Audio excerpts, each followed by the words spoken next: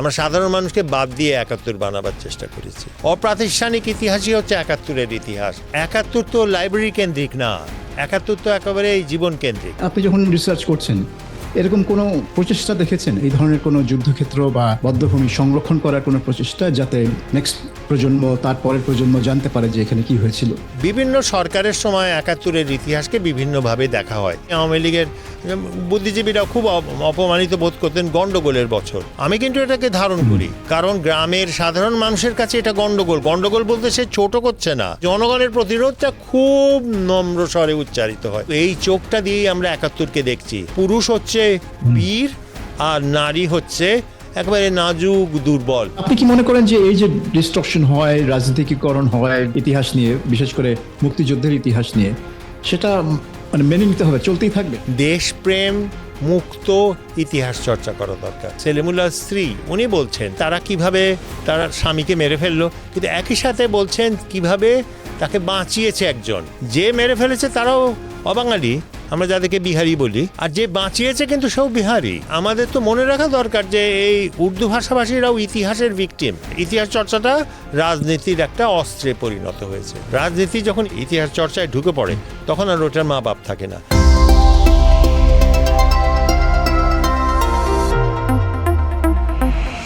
Hello and welcome the business স্ট্যান্ডার্ডের digital প্ল্যাটফর্মে আমার পডকাস্ট কনভারসেশন উইথ সাবির মুস্তাফার আজকের পর্বের অতিথি একজন সুপরিচিত ইতিহাসবিদ এবং শিক্ষক আফসান চৌধুরী। আফসান চৌধুরী, আজকের এই পডকাস্ট শোতে আপনাকে স্বাগতম। ধন্যবাদ। কেমন আছেন? আপনি তো অনেক দূর থেকে এসেছেন এই টিবিএস অফিসে। না, ভালো আছে। যাত্রাটা কেমন হলো আপনার বাসা থেকে টিবিএস? না, আজকে তো অত ভিড় পাইনি। এটা ঢাকা একটু কম, তাও এইটুকু চলে, এইটুকু সহ্য করার মতো ভিড়। সরকারের জন্য সুখবর। আচ্ছা, আপনি তো একাধারে সাংবাদিক ছিলেন। আপনি বিবিসিতে কাজ করেছেন, ঢাকা কুরিয়ারে কাজ করেছেন, তারপরে আপনি আন্তর্জাতিক সংস্থায় কাজ করেছেন, ইউনিসেফে বোধহয় ৮ বছর কাজ করেছেন, তারপরে এখন ব্র্যাকে শিক্ষকতা করছেন। তার এর মাঝে আপনি ইতিহাস নিয়ে অনেক গবেষণা, লেখালেখি করেছেন। তো আপনার এই যে এত অ্যাক্টিভিটি, এই অ্যাক্টিভিটি কোনটা আপনাকে সবচেয়ে বেশি স্যাটিসফ্যাকশন দেয়? না, এটা তো কোনো দ্বিতীয় কোনো বিষয় নয়। কিছু নিজের জন্যে করি, আর কিছু রুজির জন্যে করি, আর কিছু মনে করি যে দায়িত্ব করি। তো সেই ৭১-এর ইতিহাস চর্চাটা আমার সেই দায়িত্ব এবং আমার যেই কাজে যেহেতু আমি প্রশিক্ষিত সেই কাজ হিসেবেই করি।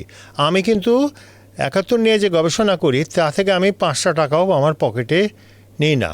অতএব এটা নিশ্চয়ই আমার রুজির কাজ না, যদিও যতটা বড়ই কাজ হোক। আমি প্রচুর জীবনে খরচও করেছি এইটার জন্যে, না করলে চলতো। আচ্ছা, কিন্তু এটাকে বলা যেতে পারে ইংরেজিতে যেটা বলে labour of love. Labour of love. আমি যেটাকে আরও খুব খারাপ অর্থে বলি যে আমি 2 রকম অ্যাক্টিভিটিস করি, on market activities and of market activities. মানে এটার কোনো বাজারের দাম নেই। আপনি যে রুজির কাজের কথা বলছেন, যেরকম সাংবাদিকতা এবং ইউনিসেফের কাজ ইত্যাদি এবং শিক্ষকতা, তো এইগুলোর মাঝে আপনি সময় পান কি করে? যে এই যে গবেষণা তো আপনি এখন গুগল সার্চ করে করছেন না, আপনি নিজে এটা একেবারে মানে মৌলিক গবেষণা করছেন, তো সময়টা কোথা থেকে পাচ্ছেন? হ্যাঁ, এটা কঠিন। আমি তো প্রথম যখন কাজ করি, আমার জীবনের প্রথম চাকরিটা হচ্ছে বাংলাদেশের স্বাধীনতা যুদ্ধের দলিলপত্র। তো সেইখানে যখন কাজ করতে গেছি তখন ১৯৭৭ সাল, তো একেবারে জীবনের প্রথম। এবং তখন কিন্তু ভাবিনি, আমি কিন্তু ইউনিভার্সিটি থেকে পাশ করেছি ভারতের প্রাচীন ইতিহাস নিয়ে। তো ওই চাকরিটা কিন্তু যে তখন তো খুব ১৯৭৭ সালে তো এত চাকরি ছিল না, যে চাকরিটা আছে কোনো রকমে গিয়ে একটা চাকরি পাওয়া গেল, এটাই আমি খুশি হয়েছি। কিন্তু আমিও পাল্টে গেলাম ওই প্রকল্পে কাজ করতে গিয়ে। আমার যেই ইচ্ছা ছিল সেই ইচ্ছার বদলে সাম্প্রতিক ইতিহাস নিয়ে কাজ করার ইচ্ছা আমার ছিল না। কিন্তু আমি যখন দলিলপত্রের সঙ্গে, ওটা খুব দলিলপত্রের ইতিহাস, আমি পরিচিত হলাম, তখনই কিন্তু আমার আগ্রহটা তৈরি হলো। এবং আমি কাজ করার এই একনিষ্ঠভাবে কাজ করার যে তাগিদ বলবো বা যাই বলবো আমি, এটা কিন্তু আমার মধ্যে অনেক তীব্রভাবে হলো। তো ওই সময় কিন্তু একটা জিনিস ঘটলো আমার, সেটা হচ্ছে যে আমি যেই চোখ দিয়ে ইতিহাস চর্চাকে দেখতাম সেই চোখটা কিন্তু আমার পাল্টালো। এবং সেটা পাল্টানোর কথা নয়, কারণ আমি পিএইচডি করতে গেলাম যখন, আমি আর বিলেত আমেরিকায় পিএইচডি করতে যাইনি, আমি ঢাকাতেই পিএইচডি করা শুরু করেছিলাম। এবং শুরু করেছিলাম সালাউদ্দিন আহমেদ স্যারের অধীনে।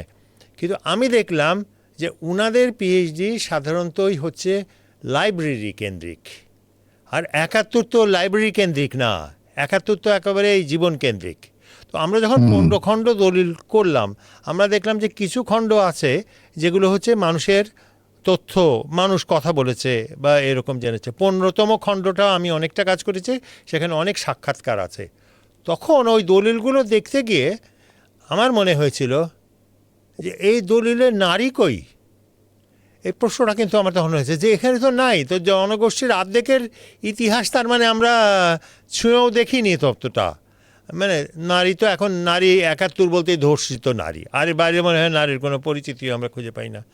এই সময় আমার কাছে একটা অস্বস্তির জায়গা তৈরি হয়েছে। একই সাথে ওই সময় হাসান হাফিজুর রহমান উনি মারা গেলেন, অসুস্থ হয়ে মারা গেলেন।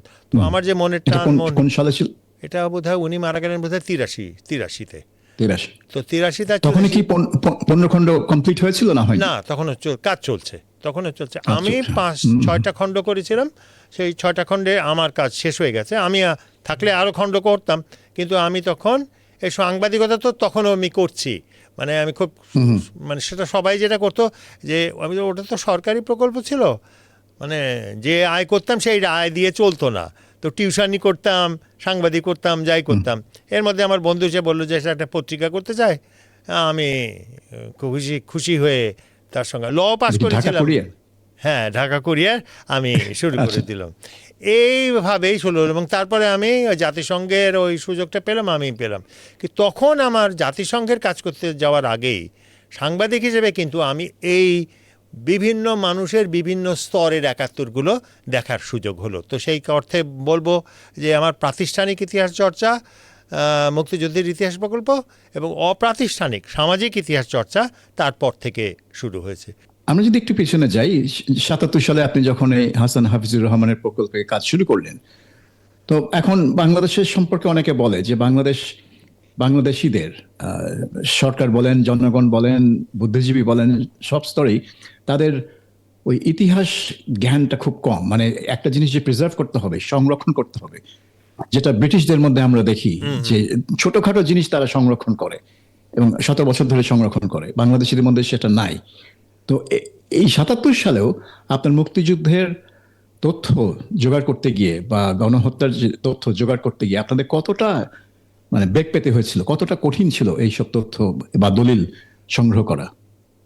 আমাদের যে দলিলগুলো গণহত্যা বিষয়ক, সেটা বলতে হচ্ছে ৭ম খণ্ড সম্ভবত গণহত্যা বিষয়ক যেটা আছে, সেগুলো মূলত হচ্ছে ওরাল হিস্ট্রি, এবং সেটা সংগ্রহ করেছিল বাংলা একাডেমি, যেটা ওই যেহেতু সেটা সরকারি প্রকল্প ছিল, মুক্তিযুদ্ধের ইতিহাস প্রকল্প, আমরা ওটা সংগ্রহ করে আনি। মানে ওটা হাসান ভাই আবার দুইটারই সদস্য ছিলেন, তার পক্ষে এটা সহজ হয়েছিল।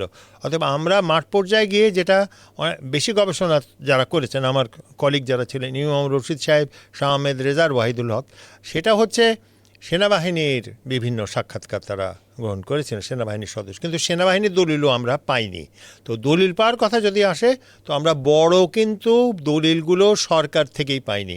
আমি একটু বলে নিই, আমার মনে আছে আমি হাসান ভাই বললেন যে গণহত্যার একটা জরিপ না হলেও গণহত্যা নিয়ে একটা কাজ হয়েছিল 1973 দিকে বোধহয়, তো এইটা পাওয়া যাবে। তো সেই সময় যিনি জয়েন্ট সেক্রেটারি ছিলেন, হাসান ভাই তো নিজে কবি মানুষ, সেই উনিও কবি ছিলেন।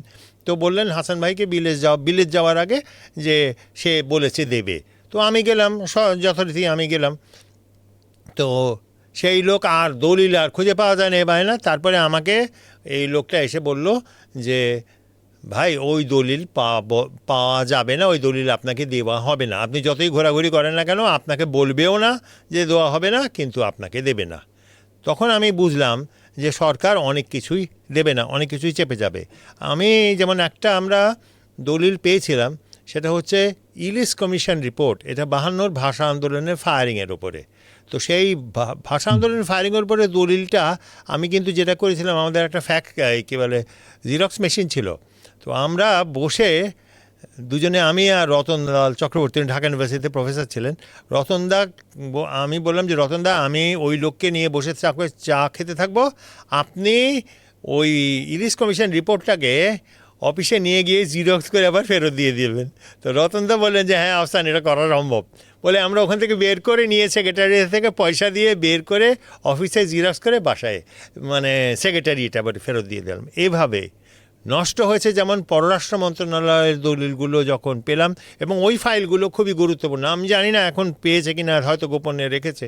ওইখানে ছিল বাংলাদেশের রাষ্ট্রপ্রধানের সঙ্গে, অর্থাৎ তাজউদ্দিন আহমেদ বা খন্দকার নজরুল, প্রাইম মিনিস্টারের সঙ্গে ভারতীয় প্রাইম মিনিস্টারের কথাবার্তা, মানে এই সব বিবরণী, এই রকম অসংখ্য দলিল ছিল। একটা বস্তার মধ্যে পেয়েছিলাম আমি দলিলগুলো। তো আমি দলিলগুলো ফলো করতে করতে আমি একটা রুমে গিয়ে দেখলাম ওই দলিলটা ওখানে থাকার কথা, কিন্তু দলিলগুলো নেই। সে সময় দুজন খুব সহায়তা করেছিলেন। একজন হচ্ছেন শিহাবুদ্দিন আহমেদ, উনি 71-এ উনি ওনার অ্যালায়েন্স এলিজিয়েন্স পাল্টে বাংলাদেশের পক্ষে চলে গেছেন। আরেকটা মনে হচ্ছে সচিব ছিলেন উনি ফারুক সোবহান, এখন উনি বোধহয়, আমি জানি না উনি এখন আছেন কেন, ওই রহমান সোবহানের ছোট ভাই। এন্টারপ্রাইজ। হ্যাঁ, আচ্ছা, হ্যাঁ। তো এই রকম ওনারাও কিছু আর করতে পারলেন না, তবে ওনারা পারমিশনটা দিয়েছিলেন, দলিল আমি পাইনি। দ্বিতীয়ত, আমরা যে তৃতীয় খণ্ড করেছি, অর্থাৎ যেটা মুজিবনগর সরকারের দলিল, এটা খুব কপাল গুণে দলিলটা পাওয়া গেছে। হয়েছিল কি, বাংলাদেশের দলিলগুলো মুজিবনগর থেকে যেই দলিলগুলো যে এসছিল, এগুলো MV স্যান্ড্রা নামে একটা জাহাজে করে এসছিল। এই জাহাজটা চিটাগংয়ে ডক করেছে, তার প্রমাণ নাকি পাওয়া যায়, কিন্তু তারপরে দলিলগুলো কই গেছে কোনো প্রমাণ নেই। অতএব এটা কপাল গুণে জানা গেল যে ডিফেন্স মিনিস্ট্রির দলিলগুলো এইটা ডিফেন্স মিনিস্ট্রিতে আছে এবং সেটা বাক্সে আছে। তো সব দলিল না, ডিফেন্স মিনিস্ট্রি সংক্রান্ত কিছু দলিল। তখন আমি যোগাযোগ করলাম, এইভাবেই খবর পেতাম। তখন স্যার তারকাদের কাছে গিয়ে বললাম, তারা তো এ দেয় না। তো তখন আমি তো বিবাহিত, তখন আমার কপাল গুণে আমার স্ত্রীর বড় ভাই, তিনি ছিলেন ডিফেন্সের সচিব। তো আমি বললাম, ও আচ্ছা, ভাইয়া তো এখানে আছে। অ্যাকচুয়ালি ভাইয়ার সঙ্গে আমার কোনোদিন এই বিষয়ে কথা হয়নি, ওনার সঙ্গে হয়তো বছর একবার ঈদে কথা হতো। কিন্তু আমি যেভাবে প্রিটেন্ড করলাম না, আমি খুব খুশি, আমি ভালো অভিনয় করেছিলাম। তো ওই 2 বাক্স বা 3 ট্রাঙ্ক দলিল যে পাওয়া গেল, এটাই কিন্তু এই মুক্তিযুদ্ধ দলিলপত্রের যে মুজিবনগর সরকার কিভাবে পরিচালিত হতো দলিল ভিত্তিক, যেটা বেশি এই ছাড়া তো আর অন্য কোনো জায়গায় নাই, সেইটা কিন্তু ওইখানেই আছে। আরেকটা জিনিস পেয়েছিলাম 58-র দলিল, সেগুলো একজন খবর দিয়েছিলেন।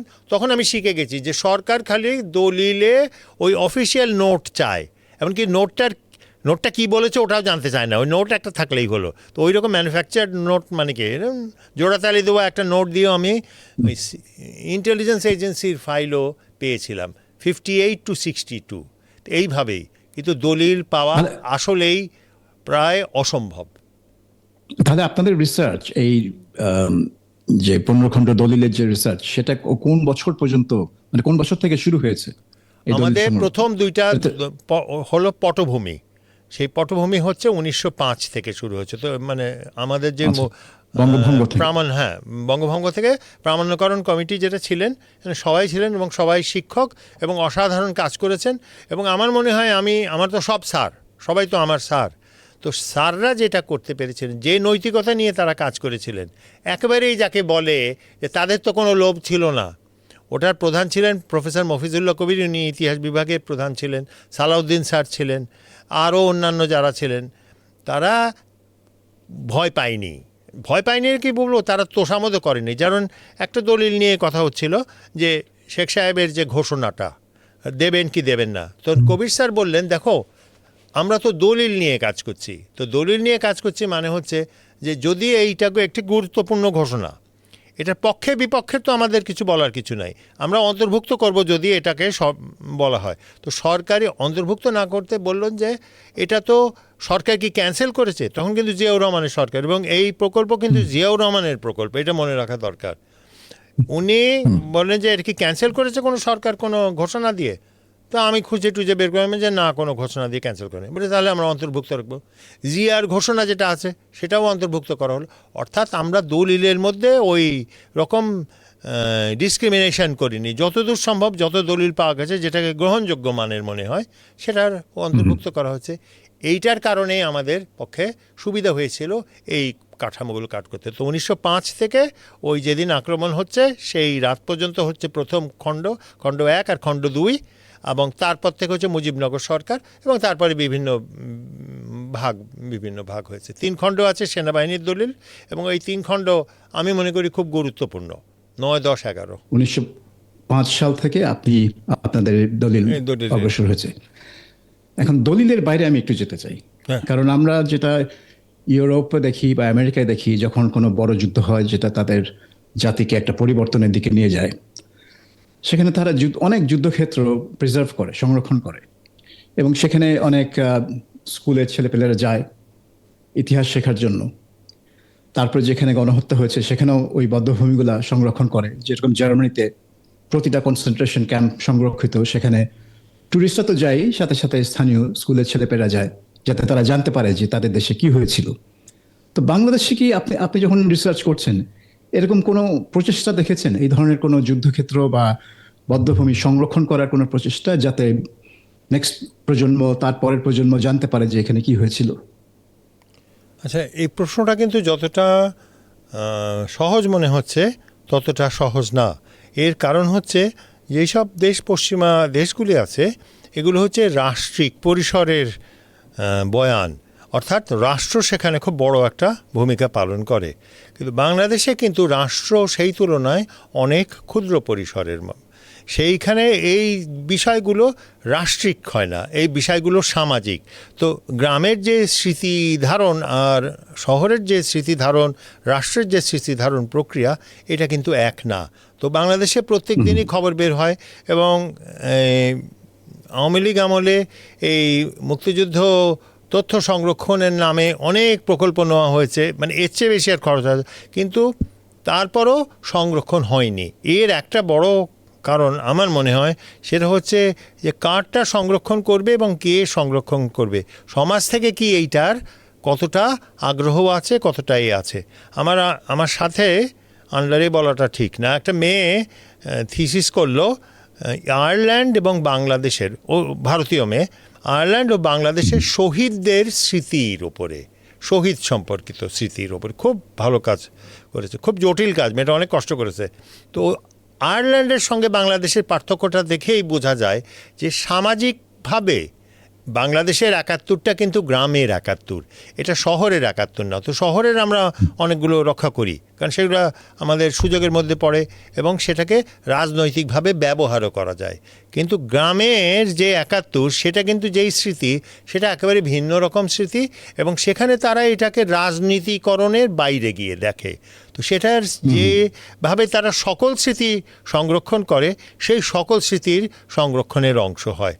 আমরা যখন বধ্যভূমির কথা বলি, আমরা সেইগুলোকে যে পরিমাণ, যেই পরিসরগুলোতে এটা হয়েছে, আমার বইতেও বধ্যভূমির একটা হিসাব আছে যে কতগুলো হয়েছে, এখানে কি হয়েছে, কিন্তু কোন পটভূমিতে হয়েছে, কিসে হয়েছে, সেইটা আমরা অতটা দেখি না।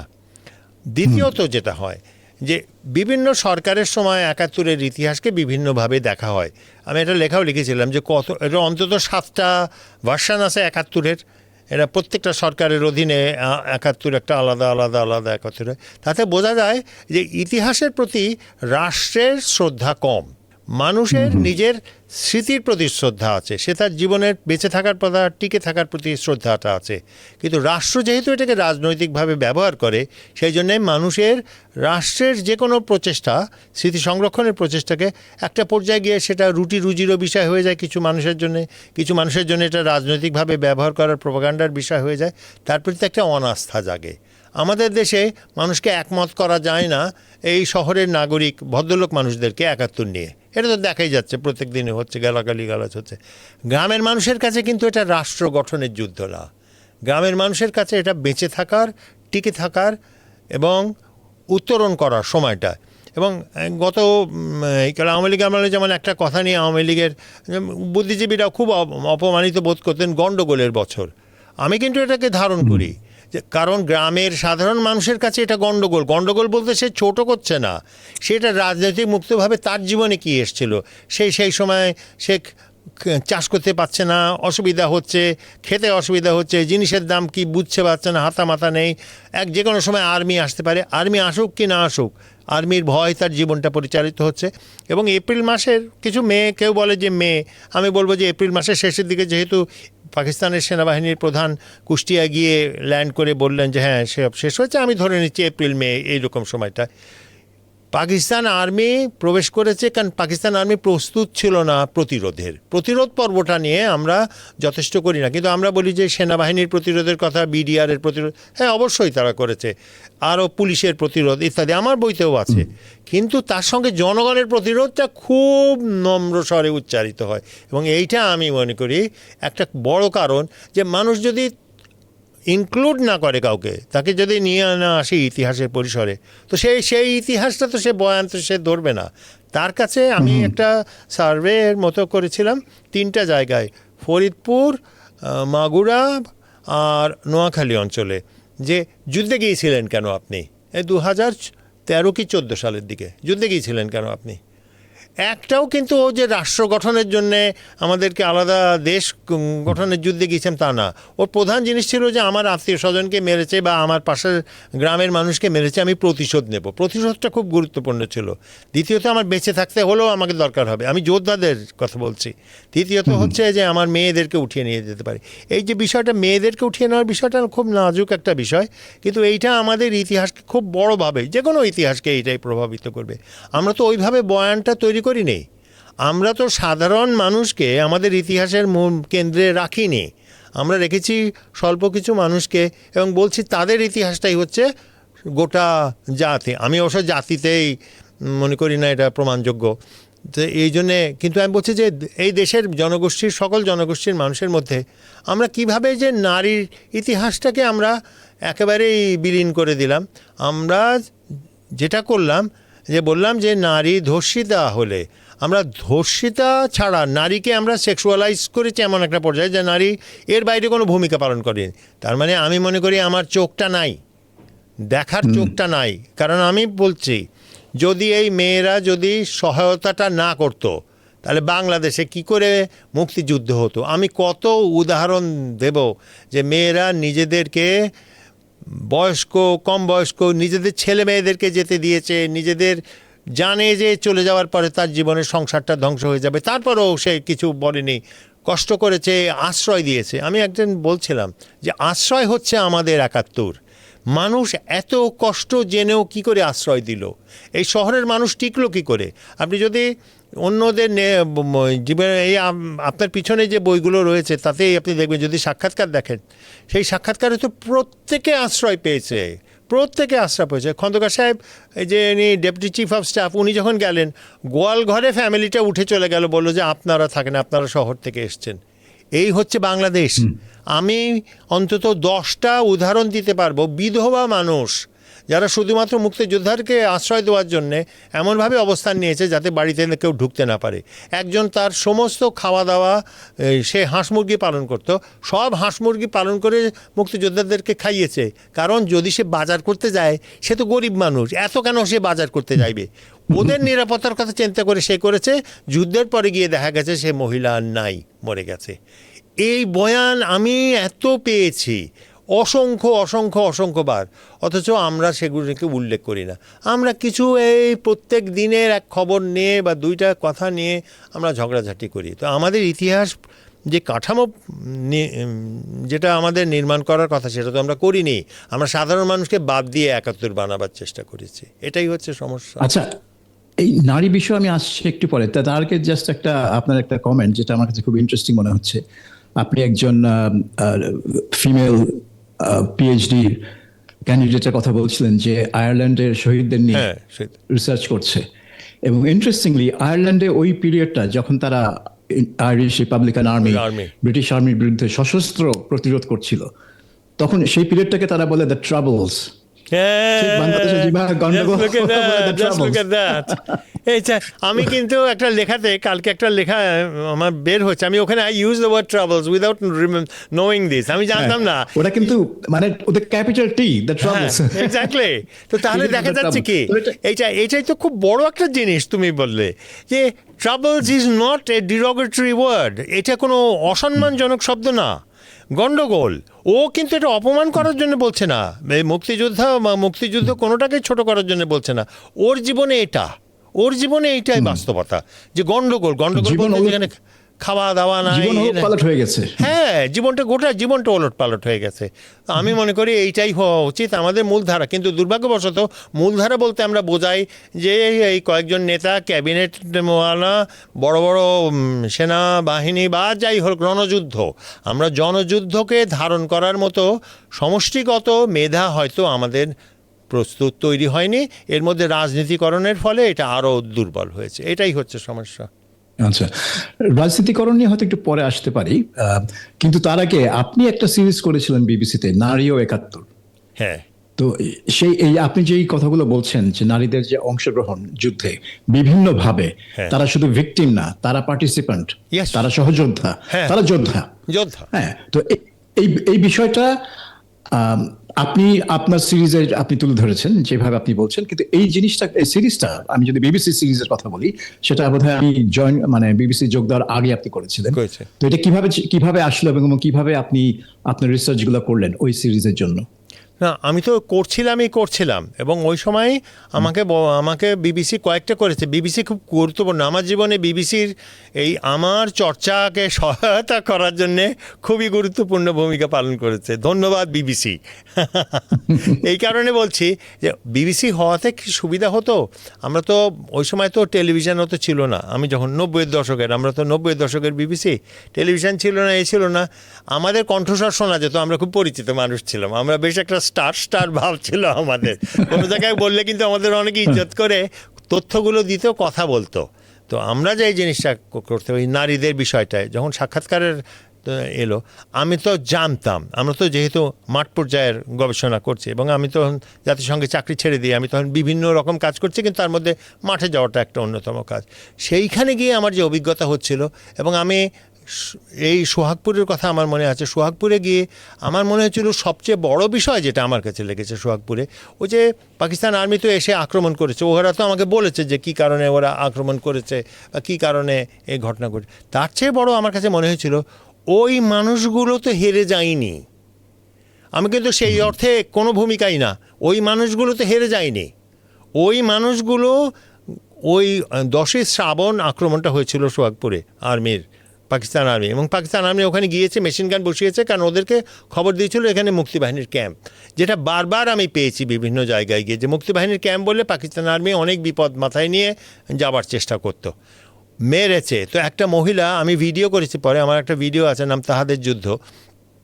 ওখানে ওই মহিলাটা বলছে যেমন যে ওইখানে আমার স্বামীকে মারলো, এখানে আমার ছেলেকে মারলো, তারপরে যে দুইটাকে একই গর্তে কবর দিয়েছি। তখন আমি এটা কিন্তু স্বাভাবিকভাবে বোঝা যাবে না যে কি এই কথাগুলো। তারপরে যে এই জিনিসটা জানাচ্ছে মহিলা, যে আমরা কিন্তু কামলা হিসেবে কাজ করেছি। এখন আমি মনে করি কি, যে মহিলা সারা জীবন গৃহস্থ একটা কৃষকের, সেই মহিলার নলিতাবাড়ি বাজারে গিয়ে কামলা হওয়াটা কিন্তু বিশাল একটা অর্জন। সে কিন্তু বাংলাদেশকে টিকিয়ে রেখেছে। আমি মনে করি যে এই নারীর সবচেয়ে বড় ভূমিকা হচ্ছে নারী তার সংসারকে ভাঙতে দেয়নি, নারী কোনো জায়গায় ত্যাগ করে চলে যায়নি তার সংসার। এটা আমরা তো গবেষণা, আমি যখন অন্যান্য গবেষণা, উন্নয়ন গবেষণা যখন করি, তখনও তো এটা দেখা যায়, মেয়েরা থাকে সংসারের সঙ্গে। একই সাথে যোদ্ধা মেয়েদের কথাও বারবার পেয়েছি, এবং পেয়েছে বিশাল সংখ্যক না, কিন্তু পেয়েছি। কিন্তু আমাদের একটা, আমি উদাহরণটা আমাদের এক মুক্তিযোদ্ধা, আমি জানি না উনি বেঁচে আছেন কিনা, হালিমা পারভিন, উনি একেবারে অস্ত্রধারী অবস্থায় পাকিস্তান আর্মির হাতে ধরা পড়েন, এবং তারপর নিয়ে গিয়ে যা নির্যাতন করতো পাকিস্তান আর্মিকে, সমস্ত কিছু করেছেন।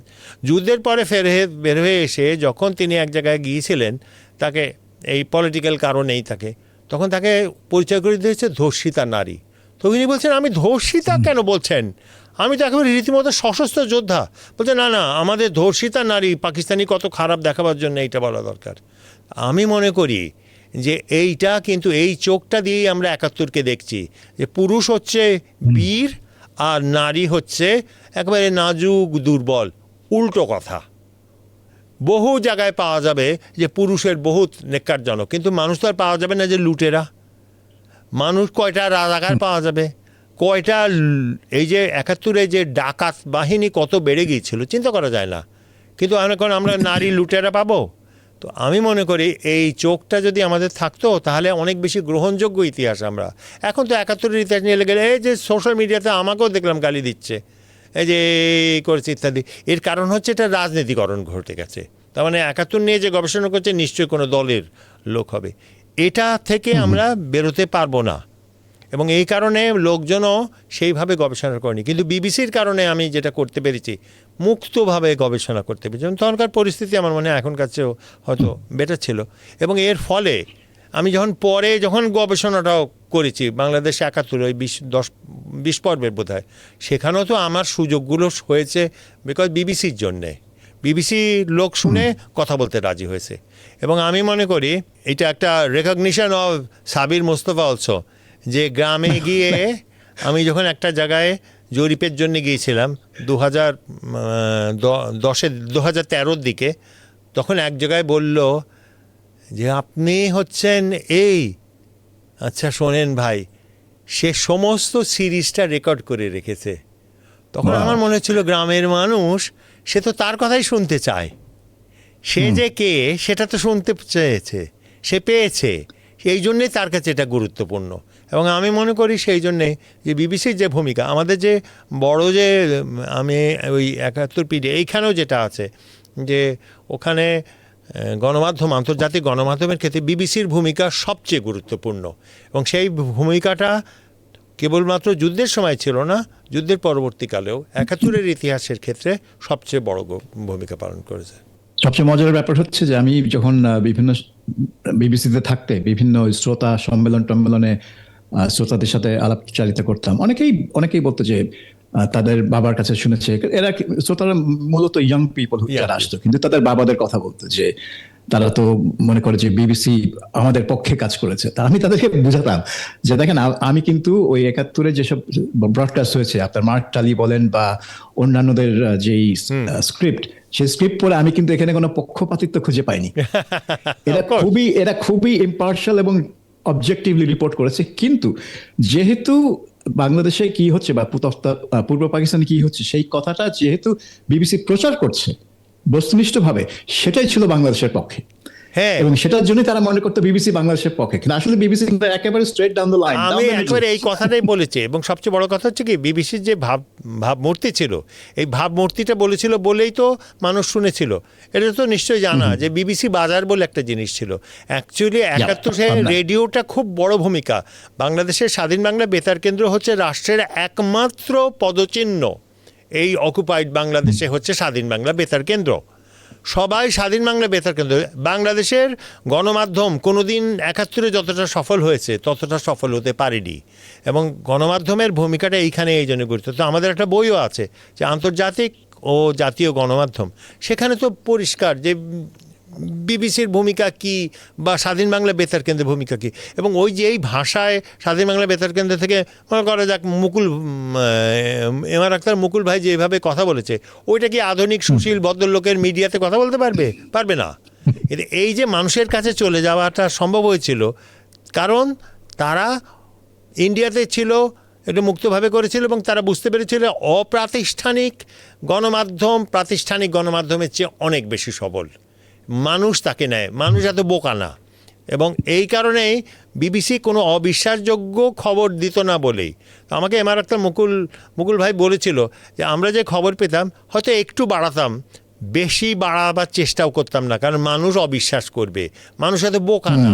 এই যে আমরা ধারণা করিনি যে মানুষ খুব বোকা, এটাই হচ্ছে আমরা নিজেদেরকে বোকা পাই বলে হয়তো নিজেদেরকে মনে করি যে সবাই আমাদের মতো, কিন্তু আসলে মানুষ বোকা না। মানুষকে যা খুশি বললে মানুষ বিশ্বাস করবে না, এবং এইটা আমি বারবার দেখেছি। আচ্ছা, এই যে ইতিহাসের রাজনীতিকরণ ডিস্টরশন, এগুলার প্রসঙ্গে আসি। অনেকের ধারণা যে বাংলাদেশের জন্ম তো 54 বছর হলো মুক্তিযুদ্ধ, তো 54 বছরে যে ইতিহাস লেখা হবে সেটা অবজেক্টিভ হওয়া খুব ডিফিকাল্ট। এটা আরো 100 বছর লাগবে। 100 বছর পরে যে ইতিহাস লেখা হবে সেটাই সেটাই কারণ যারা লিখবে তখন তারা ওই ঘটনার সাথে সম্পৃক্ত না, তারা নির্মোহভাবে লিখতে পারবে, নির্মোহভাবে রিসার্চ করে সব দলীয় দৃষ্টিভঙ্গির বাইরে গিয়ে এটা লিখতে পারবে। তো আপনি কি মনে করেন যে এই যে ডিস্ট্রকশন হয়, রাজনীতিকীকরণ হয় ইতিহাস নিয়ে, বিশেষ করে মুক্তিযুদ্ধের ইতিহাস নিয়ে, সেটা মানে মেনে নিতে হবে, চলতেই থাকবে আনটিল সাচ টাইম যে একটা নতুন জেনারেশন অফ হিস্টোরিয়ান তারা লিখবে? আমার কথা সেটা হচ্ছে যে আমার মধ্যে আমি লোককে বলি যে দেশপ্রেম মুক্ত ইতিহাস চর্চা করা দরকার। মানুষ মনে করে যে দেশপ্রেম থাকতে হবে, পাকিস্তানকে ঘৃণা করতে হবে, এটা তো আমার কাছে তো এই বিষয়টা একেবারে আসে না। আমি কি আমাদের ৭৭ সালে বা আমি ৭১ সালে কি করেছি না করেছি সেটা বাদ দিয়েও আমি বলছি যে এইটা কিন্তু আসে না। এইটার কারণ হচ্ছে যারা ইতিহাস চর্চাটা করছে তারা কোন অবস্থান থেকে ইতিহাস চর্চা, একাডেমিক যদি ইতিহাস চর্চা করে তাহলে তার পক্ষে বা তার জন্য এই জিনিসটা করার দরকারও নাই। আমার অনেকগুলো বিষয় আছে যেগুলো আমি একেবারে এড়িয়ে যাই। তো আমার তো দু একবার বিচার টিচারও হয়েছে এইটা নিয়ে। তো আমার মনে আছে আমি একবার লিখেছিলাম যে এইসব সংখ্যা নিয়ে সংখ্যাতাত্ত্বিকরা আলাপ করতে পারে, এইটা নিয়ে তো ঝগড়া করার কোনো দরকার নেই। তো তারপরে যাই হোক আমাদের অন্য কারণে বিচার হয়েছিল, কিন্তু আমার কাছে মনে হয়েছে যে আমাদের এতদিন অপেক্ষা করার দরকার নেই, ৫৪ বছর হয়ে গেছে। কিন্তু যেটা হয় কি, কেউ না কেউ তো ইতিহাস চর্চাটাকে রাজনৈতিকভাবে ব্যবহার করছে। আর দ্বিতীয়ত হচ্ছে যে নিরন্তরভাবে যদি পাকিস্তানের নিষ্ঠুরতার কথা আমরা বলতে থাকি তো আমরা তো তাহলে একটা একপক্ষীয় হয়ে যাচ্ছি। এটা কিন্তু আমাদের যেমন আমি বিহারিদের ইতিহাস নিয়ে করেছি। আমি কিন্তু বিবিসিকে ধন্যবাদ জানাই, বিবিসি প্রথম আমাকে সুযোগ করে দিয়েছিল অবাঙালি উর্দু ভাষীদের ইতিহাস জানার জন্যে। আমি একটা বলি যে আমি যখন রেকর্ড করছি এই সাদি মোহাম্মদের যে মারা গেছে, এই সালিমুল্লাহ যিনি তাকে হত্যা করছিলেন, আমি গিয়েছিলাম তখন আমার সঙ্গে কুরাতুল্লাহ তাহমিনা মিতি, আমরা দুজনেই রেকর্ড করছি। তখন তো যে মানুষ উনি বলছেন, এই সেলিমুল্লাহ স্ত্রী, উনি বলছেন যে তারা কিভাবে তার স্বামীকে মেরে ফেললো, কিন্তু একই সাথে বলছেন কিভাবে তাকে বাঁচিয়েছে একজন। এবং বিষয়টা কি, যে মেরে ফেলেছে তারাও অবাঙালি, আমরা যাদেরকে বিহারি বলি, আর যে বাঁচিয়েছে কিন্তু সেও বিহারি। এবং এইটাও বলছেন যে ১৭-১৮ তারিখের দিকে যখন আক্রমণ হলো মোহাম্মদপুর, তখন যে ওদের বাঁচিয়েছিল তাকেও গুলি করে মেরে ফেলা হয়েছে। এটা আমরা লিখতে পেরেছি কারণ আমাদের কাছে রাজনীতি করাটা বা পাকিস্তানকে ঘৃণা করাটা মূল উদ্দেশ্য ছিল না।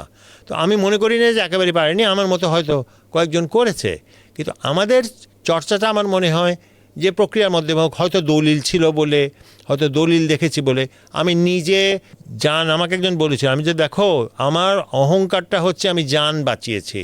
এবং এটা কিন্তু যুদ্ধের পরে মেয়েদেরকে আমি সারা রাত বন্দুক নিয়ে পাহারা দিয়েছি, তাদেরকে উঠিয়ে নেওয়ার চেষ্টা করছিল কেউ, তারাও অবাঙালি ছিল, কিন্তু আমি পাহারা দিয়েছি।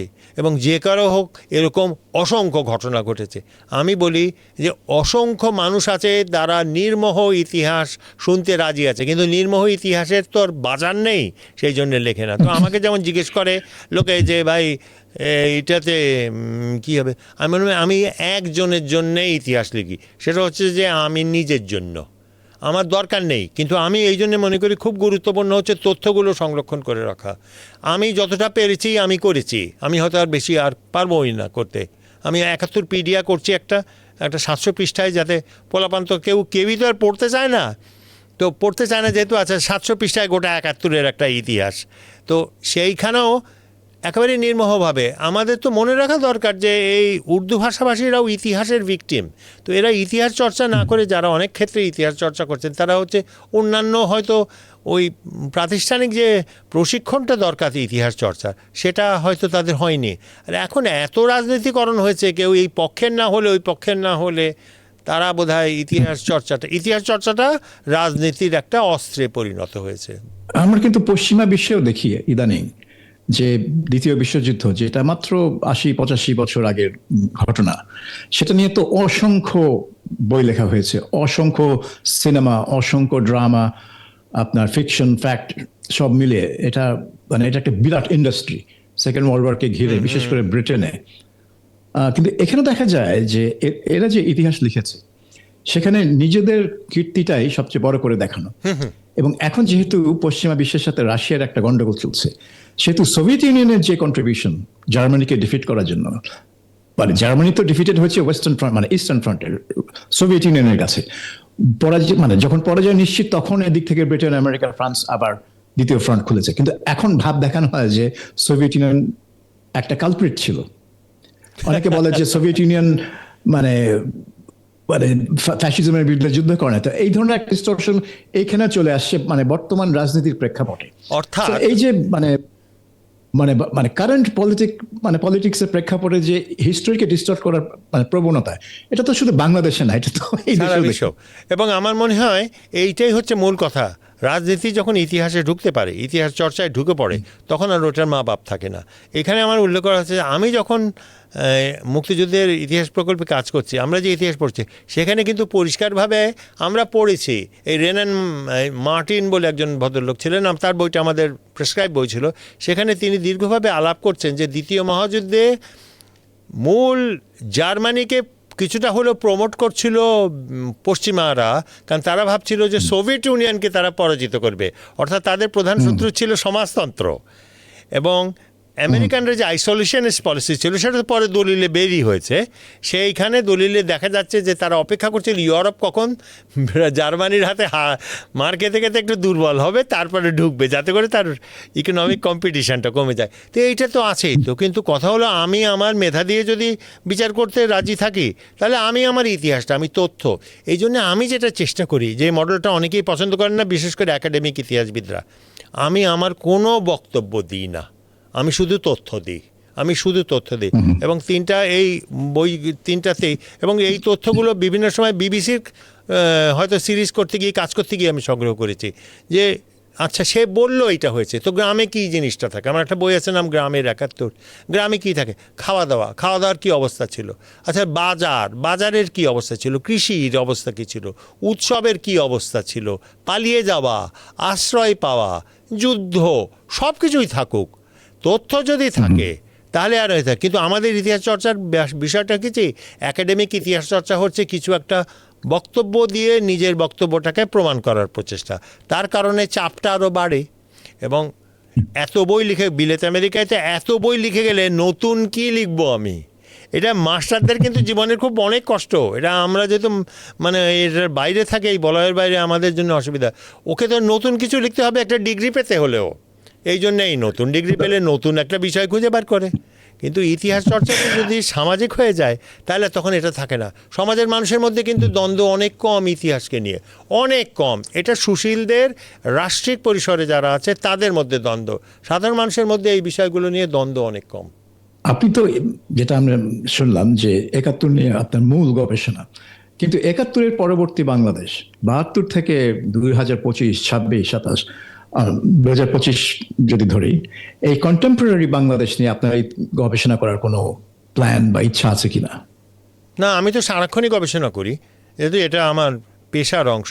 কিন্তু বিষয়টা রাজনৈতিক বিষয় না, রাজনীতির বিষয় না। তো আমি যেটা দেখতে পাই, আমি একটা বিষয় নিয়ে অনেক কাজ করি এবং এটা নিয়ে আমার ঝগড়াও হয়, মানে যেহেতু এটা আমি ফর্মাল ইতিহাসবিদের প্রতি, সেটা হচ্ছে যে প্রাতিষ্ঠানিক পরিসর আর অপ্রাতিষ্ঠানিক পরিসর। বাংলাদেশের যেমন অর্থনীতির কথা দেখি, স্টেটিস্ট অর্থনীতি যেটা হচ্ছে প্রাতিষ্ঠানিক অর্থনীতি, সেটা হচ্ছে 15% মানুষের, মাত্র 15%। আর 85% মানুষ কিন্তু সামাজিক অর্থনীতি, অর্থাৎ ইনফর্মাল ইকোনমি। তো এই যে ফর্মাল অ্যান্ড ইনফর্মাল, এটা কিন্তু আমার শুধু না, ফর্মাল অ্যান্ড ইনফর্মাল নিয়ে এই ডিবেটটা এখন খুব বড় হয়েছে। এবং দুনিয়ায় পশ্চিমারা চাইছে ফর্মালাইজ করতে, কিন্তু ফর্মালাইজ তো ইকোনমি হবে না। আমাদের দেশে অর্থনীতিতে বিশাল অংশের টাকা আসে রেমিটেন্স দিয়ে। আচ্ছা, রেমিটেন্স দিয়ে কীভাবে আসে? ব্যাংকের মাধ্যমে আসে। এটা নিয়ে আমরা টিকে থাকি, বেঁচে থাকি। এমনকি এই বর্তমান সরকারও বলেছেন যে কত গুরুত্বপূর্ণ রেমিটেন্সের টাকা। কিন্তু রেমিটেন্সের যেই টাকা আসে ব্যাংক দিয়ে, তার চেয়ে অন্তত 2 গুণ টাকা আসে হুন্ডির মাধ্যমে, ওদের কাছ থেকে, হুইচ ইজ ইনফর্মাল।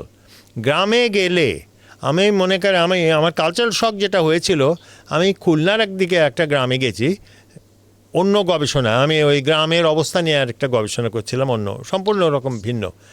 তখন আমাকে বলছে যে, আমি বললাম যে এখানে কীরকম টাকা বাজার খুলনার এলাকা? তো বললো যে আপনি কীরকম আছে একটা জিনিস নিয়ে বোঝেন আপনি। ও আচ্ছা, কথায় কথায় আমাকে জিজ্ঞেস করছে যে আপনি তো খুব কফি খান আফসান ভাই, কী কফি খাবেন? আমি বললাম গ্রামের মধ্যে কফি, মানে সত্যি সত্যি বলে আমি তো গ্রামে গিয়ে কফি পাই নাই আগে, তো আমি অনেকদিন পরে গ্রামে গেছি। তো বলে হ্যাঁ, আচ্ছা এটা তো একটা কালচারাল শখ যে গ্রামে কফি পাওয়া যায়। বলে বাজারে 3টা কফি বিক্রি করার দোকান আছে। আচ্ছা, এটা তো শোনা গেল, শখটা কোন জায়গায়? আমাকে এসে যখন ছেলেটা বলল আপনি কি আমেরিকানো খাবেন না কাপুচিনো খাবেন, ভাবা যায় বাংলার গ্রাম সে কথা বলছে আমেরিকানো না কাপুচিনো। তাহলে এই টাকাটাও করতে হয়েছে, গ্রামের অবস্থা পরিবর্তন হয়েছে বাইরে থেকে, অপ্রাতিষ্ঠানিক। এই আমি অভিবাসন নিয়ে কাজ করি অনেক, অভিবাসন থেকে, তো অভিবাসনের টাকাটা অপ্রাতিষ্ঠানিক পরিসর, এটা তো কোনো সরকার গিয়ে অভিবাসনটা করেনি, নিজেরা যেই, এবং অভিবাসনের যে নেটওয়ার্ক, এটা দেখলে বোঝা যায় কত ব্যাপক।